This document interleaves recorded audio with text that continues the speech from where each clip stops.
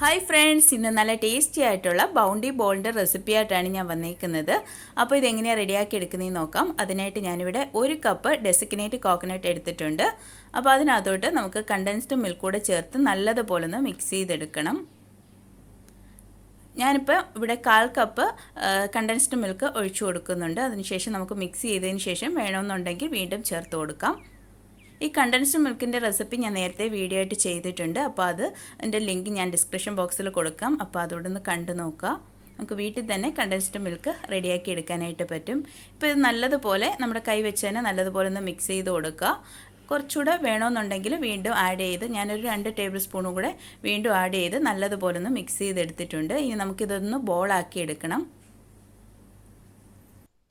അപ്പോൾ നമ്മുടെ ബോളിനല്ല ഏകദേശം ഒരു അളവ് കിട്ടാൻ വേണ്ടിയിട്ടാണ് കേട്ടോ ഞാൻ ഈ സ്പൂണിലോട്ട് വെച്ച് കൊടുത്തത്. ഇനി നമുക്ക് കയ്യിൽ വെച്ച് നല്ലതുപോലെ ബോളാക്കി എടുക്കണം.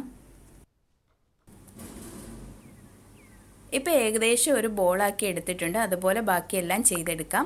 ഇപ്പം ഞാനിതെല്ലാം ചെയ്തെടുത്തു. ഇനി ഒരു 10 മിനിറ്റ് നമുക്ക് ഫ്രിഡ്ജിൽ വെച്ച് കൊടുക്കാം. ആ ഒരു സമയം കൊണ്ട് നമുക്ക് ചോക്ലേറ്റ് മെൽറ്റ് ചെയ്തെടുക്കണം.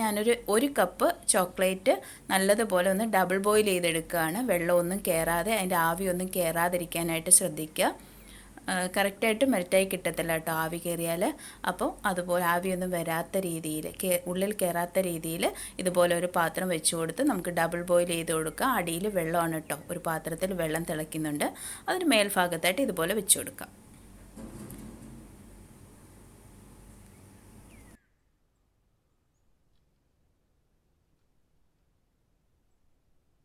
അപ്പം നമ്മുടെ ചോക്ലേറ്റ് നല്ലതുപോലെ മെൽറ്റായി വന്നിട്ടുണ്ട്. ഇനി നമുക്ക് ഫ്ലെയിം ഓഫ് ചെയ്യാം.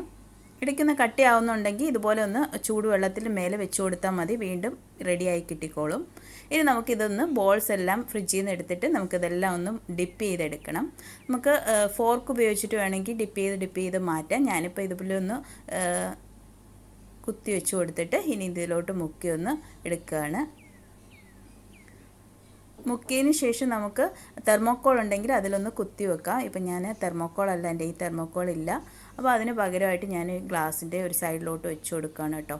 ഇതിൻ്റെ ഡിപ്പായി വീഴുന്നതെല്ലാം പോയതിന് ശേഷം മാത്രം നമുക്ക് ഇത് വേറെ ഗ്ലാസ്സിലോട്ട് ഇങ്ങനെ വെച്ച് കൊടുക്കാം.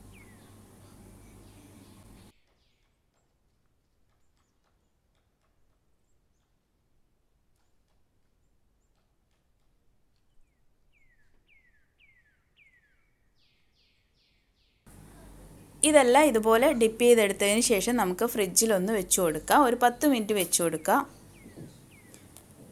ഇപ്പോൾ 10 മിനിറ്റ് കഴിഞ്ഞിട്ടുണ്ട്. നമ്മുടെ ബൗണ്ടി ചോക്ലേറ്റ് എല്ലാം റെഡി ആയിട്ടുണ്ട്. ഇനി നമുക്ക് ഈ ഒരു സ്റ്റിക്കിൽ നിന്ന് എല്ലാം മാറ്റി സെപ്പറേറ്റ് ചെയ്തെടുക്കാം. നല്ല ടേസ്റ്റി ആയിട്ടും ഈസി ആയിട്ട് നമുക്ക് റെഡിയാക്കി എടുക്കാൻ പറ്റുന്ന ഒരു റെസിപ്പിയാണ് കേട്ടോ. നിങ്ങളെല്ലാവരും ട്രൈ ചെയ്ത് നോക്കുക. ഈസി ആയിട്ട് കുഞ്ഞുങ്ങൾക്ക് എല്ലാവർക്കും ഇഷ്ടപ്പെടുകയും ചെയ്യും. ഈസി ആയിട്ട് റെഡിയാക്കി എടുക്കാനും പറ്റും. അപ്പോൾ നിങ്ങൾക്ക് എൻ്റെ വീഡിയോ ഇഷ്ടപ്പെട്ടോ? ഇഷ്ടപ്പെട്ടാൽ എന്നെ സപ്പോർട്ട് ചെയ്യാൻ മറക്കരുത്. പുതിയൊരു വീഡിയോയുമായിട്ട് ഇനിയും കാണാം. അതുവരെ bye. Have a nice day.